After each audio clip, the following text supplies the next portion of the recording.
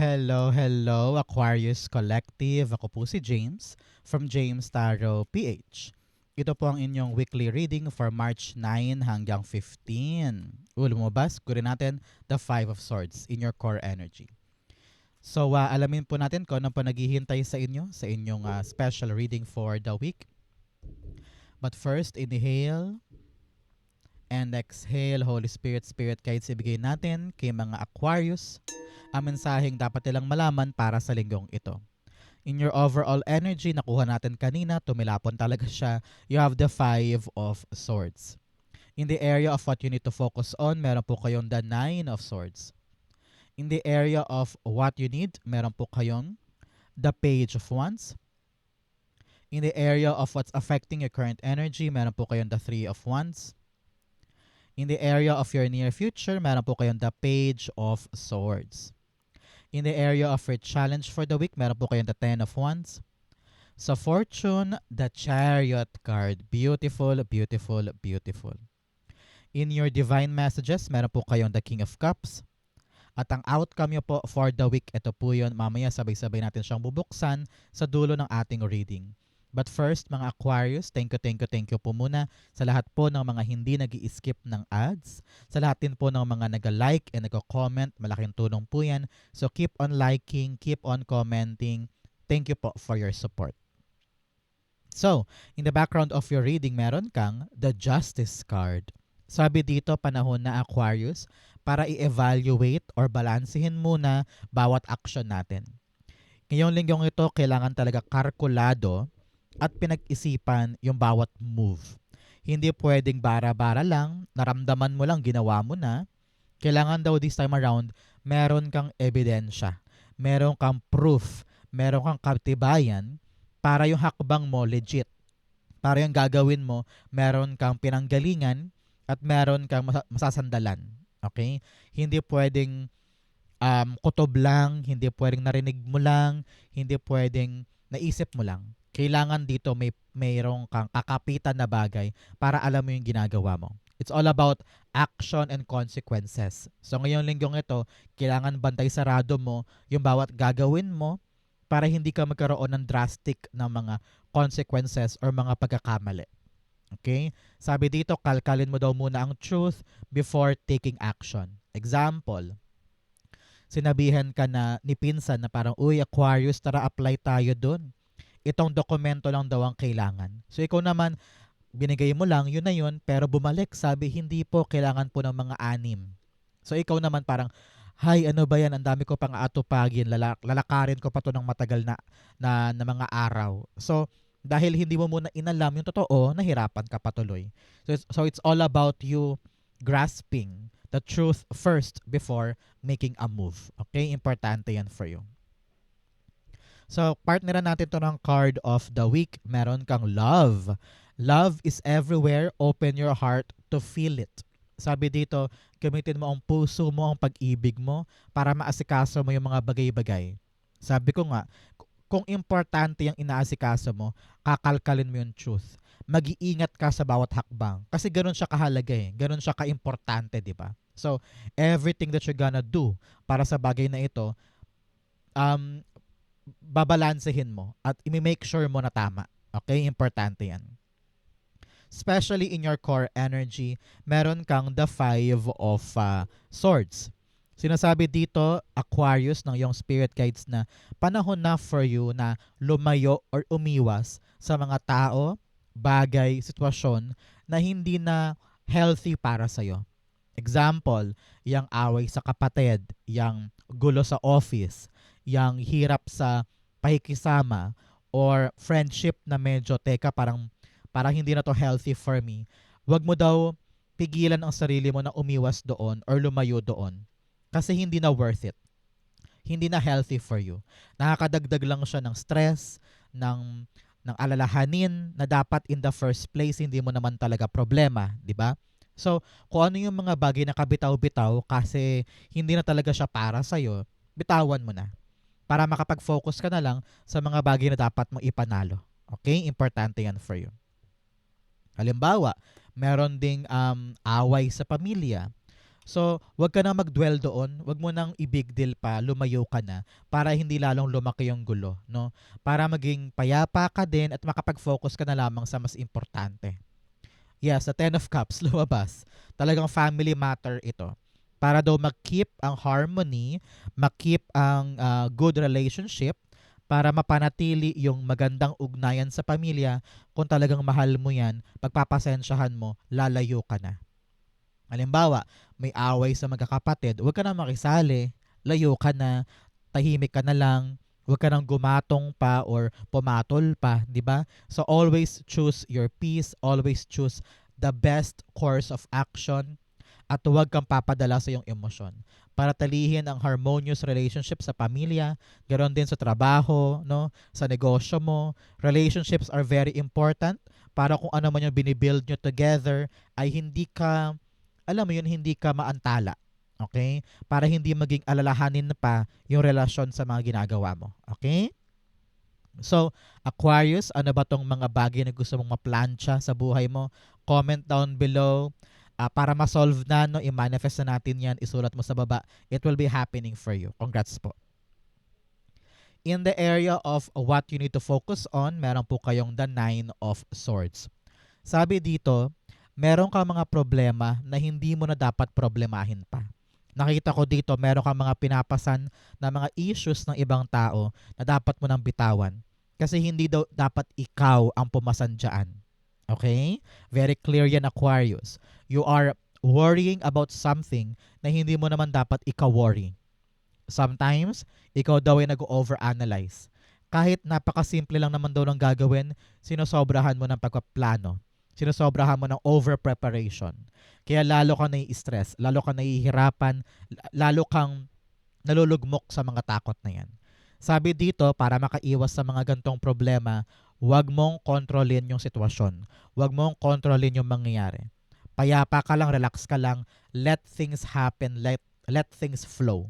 Para magkaroon ng peace of mind sa'yo at magkaroon ka rin ng tiwala. Sabi dito, dalasan mo pa ang dasal. Kasi baka mamaya kaya ka puro takot ay dahil wala kang tiwala sa divine plan for you. Kung talagang may tiwala kay God, hindi mo masyadong iisipin itong mga problemang yan. Okay? Just believe, have faith, and trust. Clarify natin. Nine of Swords. So Aquarius, ano pong birthday ninyo? Comment down below. Ikaw ba January Aquarius or February Aquarius? Comment po kayo sa baba. Nine of Swords. Nakabaliktad na Two of Cups. Yes, feeling mo, wala kayong malinaw na communication with someone. Meron siyang sinabi, na misinterpret mo, o meron kang sinabi na parang hindi niya naintindihan, nag-clash kayo. Sabi dito, para mawala yung mga problema na yan, makipag-ugnayan ka na. Huwag mong sarahan ang sarili mo para magpaliwanag or para klaruhin ang sarili. Klaruhin yung nangyari. No? Kung ano yung gulo, sigalot, problema, madadaan daw yan sa matinong pag-uusap. Ibaba mo daw ang pride mo, ibaba mo daw ang ego mo para maplansya na yan at hindi mo na dibdibin pa. Okay? Narinig ko rin dito, kapag nakapag-usap na kayo, kung sino naman tong taong ito, doon mo daw marirealize na, ay, mali pala ako. Ay, mali pala yung in-overthink ko ito. Mali pala yung unawa ko sa kanya. At doon mo marirealize na pinroblema mo yung isang bagay na hindi pala ka-problema. Okay? You're worrying over nothing. Kaya pag-usapan na yan para makahinga ka na dyan. Okay? In the area of what you need, meron kang the Page of Wands.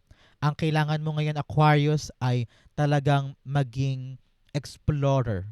Mag-try ka ngayon ng mga bagong bagay. Ibuhos mo yung atensyon mo sa ibang outlet. Narinig ko dito, kailangan mo ng mga sports or exercise or arts and crafts para malibang ka. Ibuhos mo sa ibang bagay yung galit mo, yung inis mo, para hindi ka maburyong ng ganyan or hindi mo mailagay sa ibang tao yung frustration, galit or inis, no? Sabi dito, mag-try ka, open yourself for new activities, for new recreational things, para ikaw ay magkaroon ng excitement sa buhay. Narinig ko dito na parang naghihintay ka lang ng mangyayari. Pero kakahintay mo, lalo kang namumroblema, lalong sinasakop yung isip mo ng stress, ng overthinking. Kaya sabi dito, galaw-galaw, no? Galaw-galaw, labas ng bahay, explore the world, try new endeavors para makita mo yung excitement ulit sa buhay. At malibang ka naman, okay? Clarify natin yan. Page of Wands. Tumilapon, dalawa kunin natin. You have the Ten of Pentacles and the Temperance card. Yes, sabi dito, alam ng yung spirit guides na talagang you are serious pagdating sa mga bagay na pangmatagalan. Siguro, iniisip mo ngayon itong negosyong balak mong pasukin, itong trabahong gusto mong pagtiyagaan. Ramdam ko dito na parang you just want to make things happen. Gusto mo magbago na at maging payapa na ang buhay mo. Kaya gusto mo na ng something na permanente. Para daw to mangyayari kung hindi ka open to try new things. Paano daw mahahanap yung pangmatagalan kung kontento ka na lang sa limitado mong mundo? Sabi dito, huwag kang matakot na sumubok, magpagod, dumaan sa proseso. Kung kailangan lakarin tong mga dokumentong yan, lakarin mo na. Kung kailangan dumaan ka sa gantong training, daanan mo. Because nagpe-prepare ka na for something long term, di ba? Halimbawa, nagpe-prepare ka for this negosyo, o nagpe-prepare ka for retirement, hinahanda mo yung mga prosesong dokumento, ganyan. O baka naghihintay ka ng loan, no? Handa mong pasukin tong bagong bagay, magkaroon lang ng permanente. At ngayon, kailangan mo dyan magtiyaga. Habaan mo ang pasensya mo kasi hindi to madali. Hindi rin to instant. Kaya kailangan talaga eyes on the prize ka. Alam mo kung ano yung halaga nito na pangmatagalang epekto sa'yo para mapagtiyagaan mo at mapagtiisan mo siya. Okay? Importante yan. In the area of what's affecting your current energy, meron kang the Three of Wands. Sabi dito, ready ka nang umalis at bumitaw sa mga bagay na hindi na worth it. Parang kung ganito lang din naman, sabi mo, alis na ako para lang ma-maintain natin yung harmony, tahimik, matiwasay na buhay. No? Marami ka ring pangarap para sa pamilya mo. Marami ka ring mga gustong bilhin, gustong abutin, gusto mo mag-provide for them. Pero yung conflict, yung hirap, yung parang daming pasakit, ang daming obstacles sa dinadaanan mo. Nawawalan ka na ng pasensya, nawawalan ka na ng tiwala at saka na hope na mangyayari pa ito. Sa dinami-dami kasi na nangyayari, parang paulit-ulit na lang, kada try mo, ganito na naman, kada subok mo, ganyan na naman. So, ano yung lesson dito? Para magbago daw yung kapalaran mo, Aquarius, you really need to know kung saan ka nagkakamali, kung saan ka nadadapa, at ano yung mga dapat mong i-improve. Okay? Para ito'y magbago na. Para matupad na yung pangarap mo for yourself and genuine happiness for you and your family. Sabi dito, may darating na isang bagay na sobra mong matagal na hinintay. No? Hinintay mo tong mangyari, hinintay mo tong mag-arrive, ma-confirm, or dumating sa kamay mo. Kaya ngayon ready ka nang bumitaw doon sa pilit mong pinagkasya noon. Dati hindi ka makagalaw, hindi ka makaalis kasi nga wala kang pagpupuntahang iba, di ba? Pero ngayon handa mo nang iwanan to dahil may nag-arrive ng bago. No? At dito, makakaramdam ka talaga ng payapa. Kung ano man yung mga problema noon, unti-unti yung mapaplansya. Kung dati puro bagabag, puro alinlangan, puro confusion. Pero ngayon, maramdaman mo na talaga yung relaxation, yung ginhawa, yung um, kawalan ng takot. At saka yung meron ka ng assurance ngayon eh. Kaya yun mas pagtutuunan mo ng pansin yung relasyon, yung ugnayan, yung happiness ninyo kasi planchado na. So, malaking tulong sa iyo tong darating na bago na matagal mo ring hinintay kasi ito yung susi para maging harmonious at maayos na yung buhay pamilya mo. Okay? Congrats po. Clarify natin. The Three of Wands being clarified by the Four of Swords. Yes, talagang payapa ang dulot sa iyo ng paparating na ito. Narinig ko, dinasal mo yan, tinaas mo kay God, sabi mo, God, please ibigay mo na sa akin to para makalaya na ako sa hirap na to.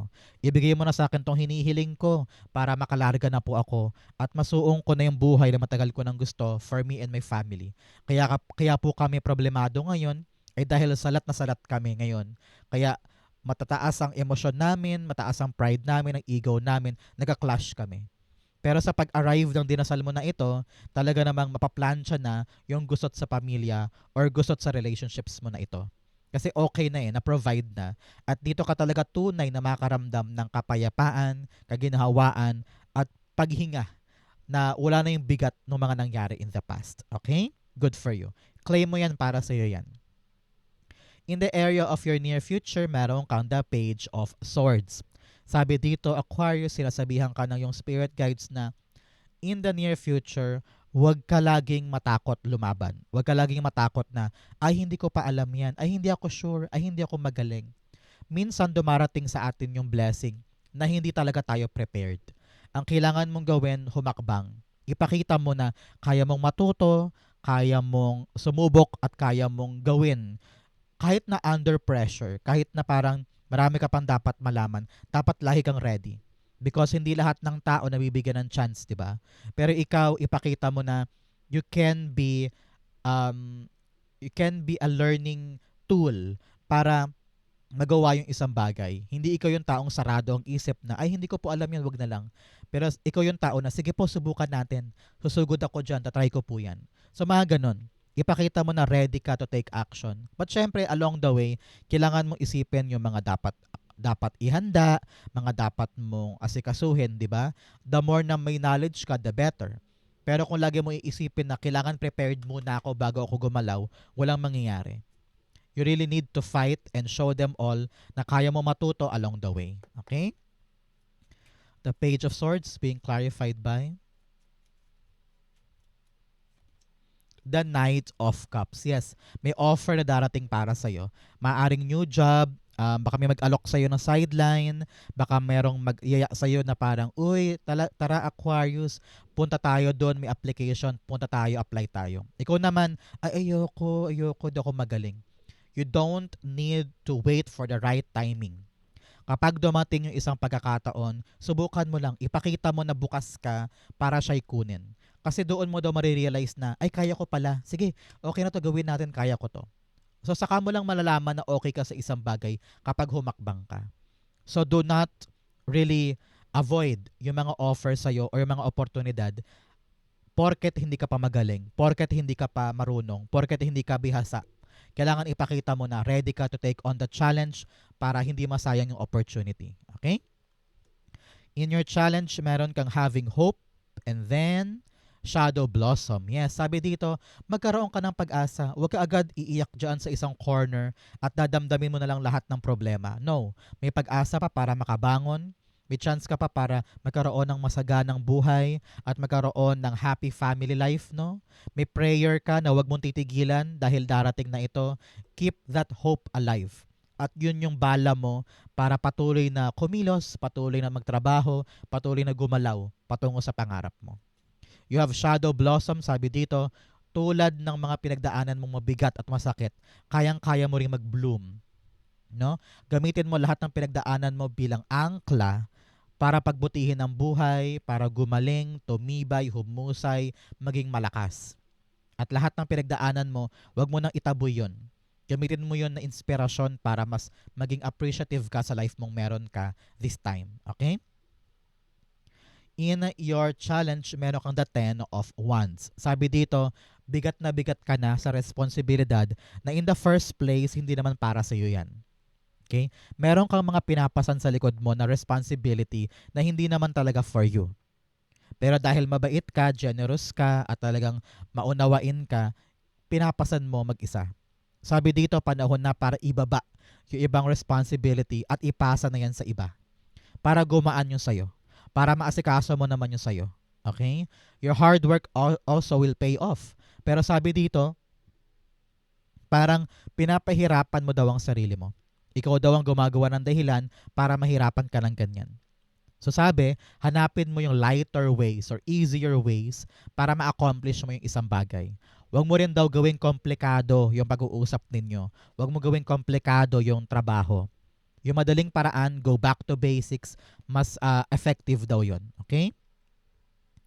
Clarify natin. 10 of Wands being clarified by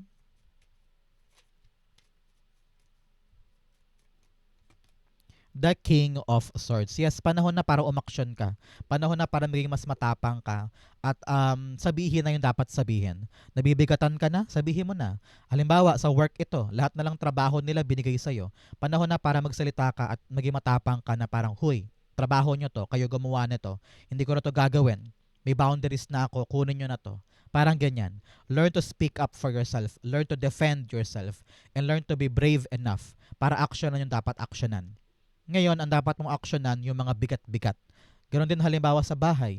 Lahat na lang halimbawa ng bills, ikaw ang pumasan. Kaya wala ka ng time for yourself. Sa panahon na para paupuin yung buong family, sabihin na parang, hoy, may work ka na, ikaw na pumasan sa kuryente. May work ka na rin, ikaw na pumasan sa tubig. So, para yung unti-unti yung bigat sa'yo gumaan. Kailangan mo actionan yan, kailangan mo nang magsalita. Okay? In your fortune, meron kang voyage of the heart, love flows through you and to you.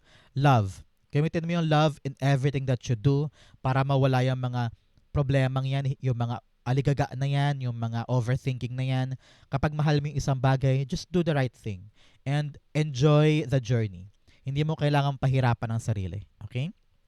You also have grace and gratitude. Yan. Through gratitude, joy expands. Sabi nga dito, pahalagahan mo yung mga bagay na meron ka. Kaya kung ano man yung sumisira dito, layuan mo. Kung ano man yung gulo, away, learn to really be patient. And isipin na lang kung ano yung long-term gains mo sa buhay kesa i-dwell mo pa yung buhay mo sa negativity. Ngayon, panahon to para pahalagahan yung mga meron ka, yung relasyon, pera, trabaho, ipon. Ngayon siguro, Aquarius, tumingin ka sa paligid mo, tignan mo yung mga bagay na meron ka na dati hiniling mo lang. And dyan mo talaga ma-appreciate na God loves you, God gives you what you want. Yung mga dinasal mo before, natupad din naman, di ba? So, panahon to para maging appreciative ka sa buhay na meron ka. Okay? In your fortune, meron kang the Chariot card. Sabi dito, meron kang inaasikaso, no, Aquarius, na mag-move forward na. Example, meron kang inaasikasong dokumento, interview, o training, or may hinihintay kang tawag. This week, talagang aandar na yan. Meron ng movement, hindi ka na stuck, at ready ka nang gumalaw sa mga bagong bagay. Para po sa iba sa inyo, nakita ko dito, meron kang move, baka lilipat ka ng ibang kumpanya, lilipat ka ng ibang bahay, lilipat ka ng ibang bansa, o lilipat ka ng ibang career plan, no? Nakita ko dito na nasa kamay mo ang manibela. Nasa kamay mo yung destiny mo.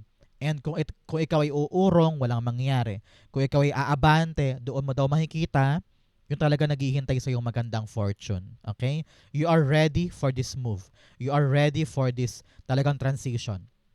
And the universe is supporting you this time. Okay? Pag po lumalabas si Chariot card, naku, nasa fortune area pa, ito yung malaking indikasyon ng successful journey or successful plan. So, congrats po. Okay? Clarify natin. Chariot cards being clarified by, tumilapon, madami, not you. Chariot is being clarified by the Nine of Pentacles. Yes. So good ka na for something that will give you stability, financial independence, kaligayahang tunay. Nakita ko dito na you're really on the path of self-empowerment. Talagang binibigay mo tong larga na ito para ikaw naman ang yumaman o ikaw naman ang lumago, ikaw naman ang magkaroon ng sarili mong pera. For example, ang plano mong ito ay magtayo ng sariling negosyo. So, talaga nagkakaroon ka na ng malinaw na daan para magkaroon ng kaching-kaching at financial stability. Okay? For others, halimbawa, pupunta ka ng ibang bansa, babiyahe ka na, kasi doon mo talaga makukuha yung mas malaking kita, halimbawa. So, itong move na to, ang benefit bulsa mo at ang future mo. And ito yung nagbibigay sa'yo ng financial freedom soon. So congrats. Nakikita ko talaga na kaya mo nang ipundar yung gusto mong ipundar, kaya mo nang bilhin gusto mong bilhin, malaya ka na dahil sa move na ito. Masaganang buhay sa action. Kaya importante, lalarga ka ha. Forward. Congrats po. Claim mo yan, para sa'yo yan. In your divine messages, meron kang look at the bigger picture. Lawakan mo daw ang isip mo, lawakan mo daw pananaw mo para hindi ka na pumatol dyan, para hindi ka nag-iisip ng mga ganyang problema, lawakan ang isip. You also have the energy is gaining momentum. Yes, bumibilis na, umaandar na, umaabante na, kaya do not stop. Huwag ka gumawa ng distraction dito at huwag mo hayaang mapatid yung magandang ikot nito. Continue moving forward. In your divine messages, meron kang the King of Cups. Sabi dito, sa kabila ng movement, sa pag-alis mo sa mga bagay na hindi worth it, sa pag-push forward mo with your work para sa something na long term, at paghihintay sa mga bagay na darating. Sabi dito, kalmahan mo lang.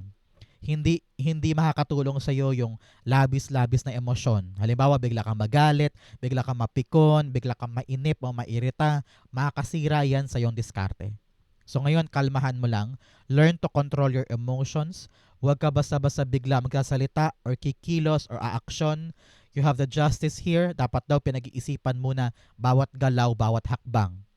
At ang maaaring harang sa iyo, emosyon mo. Okay? Kaya make sure na yung emosyon ay kontrolado para hindi makasira ng diskarte. Okay? King of Cups being clarified by the Tower card. Yes, sa kabila ng mga pagbabagong ito sa buhay mo, may darating, meron kang kalimutan, may paplansyahin na issue, meron kang tatrabahuhin na long term, meron kang lalayuan para mapanatili yung happiness for the family and tahimik na family, meron kang offer na darating, meron kang ilalarga patungkol sa yung mga kaperahan. Sabi dito, relax ka lang. Okay? Unti-unti na nagbabago yung buhay mo. Unti-unti na siyang merong magandang direksyon. So, embrace mo daw yung change without overreacting, without overanalyzing. Kalma ka lang, relax ka lang. Things will go smoothly para sa'yo. Sabi dito, wag mong kontrolin yung sitwasyon ha. Wag mong pilitin mangyari yung dapat mangyari. Daanan mo lang siya and you will see kung saan ka dadalhin nito na destined path mo. Ulitin ko, do not control what is changing. Do not force na mangyari yung mga bagay-bagay. Let it go, let it flow. Kalmahan mo lang, everything will be fine. Okay? Outcome mo ito, you have basket, recognition, reward for merit. Yes, talaga namang meron mga darating na mga bagong bagay na long-term ang epekto, kaya relax ka lang dyan, everything will be fine. You also have acts, forces working against you. Meron daw talagang mga pumipigil o humaharang, kaya kalmahan mo lang, kausapin na, mag-strategize ka para lahat ng bigat, lahat ng hirap, planchado. Okay? Sabi ko nga sa inyo, kung yung pinaproblema mo talaga yung taong yan, kausapin mo na. You have September o mga Aquarius, meron ba kayong special occasion pag September? Halimbawa, birthday ni kapatid, birthday ni anak, or anniversary. Kung meron po, ibig sabihin this reading is for you.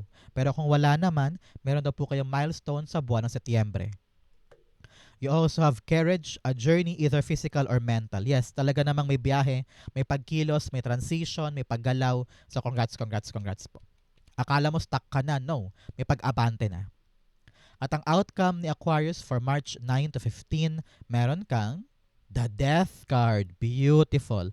Ending talaga to ng isang mahirap na problema, ending ng sigalot or issue, ending na ng conflict at talagang darating na yung hinihintay mo, nag-end na yung past life mo at papasok ka na sa new life. Anong dapat gawin ni Aquarius ngayon? Mag-adjust. Matutong mamaluktot or maging flexible para tong bagong hinihingi sa'yo na adjustment ay talagang magkaroon ng magandang bunga. Kung mahal mo tong bagong gagawin mo, do your best to transform on your better version of yourself. Okay? Kailangan matuto kang makisama, matuto kang mamaluktot, matuto kang pag-aralan yun. Lahat gagawin mo para magkaroon lang ng pagbabago sa life. Okay? Death cards being clarified by the Page of Wands. Yes, new beginning talaga to. Meron kang yayakapin na bagong bagay, maaaring new love life, maaaring new job, new sideline, or bagong lugar, no? Sabi mo, parang noong una takot ka, parang iniisip mo, kaya ko ba to? But since meron kang tinapos before, ito na yung bagong simula mo. So parang wala ka ring choice but to accept this or to embrace this dahil alam mong ito yung tamang direction for you. At ready ka na gawin ang makakaya mo para sumwak ka dito at maging successful siya. No? So kaya mo to, do not doubt yourself, ending na ng hirap at ready ka na sa mga bago. Congrats. So Aquarius, ito po ang inyong March 9 to 15. Saan po kayo nakaresonate? Comment down below, babasahin ko po yan. Thank you po for watching hanggang dulo. And thank you Holy Spirit, Spirit Guides for the clarity and messages na dapat malaman ng mga Aquarius today. Thank you po. I love you. This has been James for James Tarot PH. God bless everybody.